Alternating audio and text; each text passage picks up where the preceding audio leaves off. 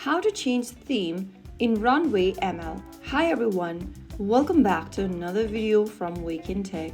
If you're trying to change the theme in Runway ML to make the workspace look better or easier on your eyes, here is how you do it.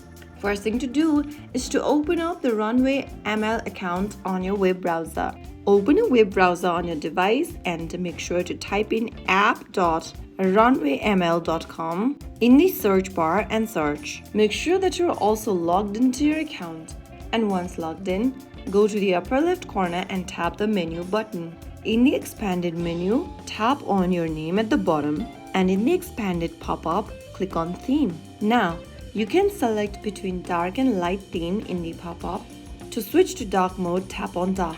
To switch to light mode, make sure to select light. If you want to go ahead and follow the system's theme setting, then you can choose system as well. So from there, you can easily change your theme in the Runway ML account.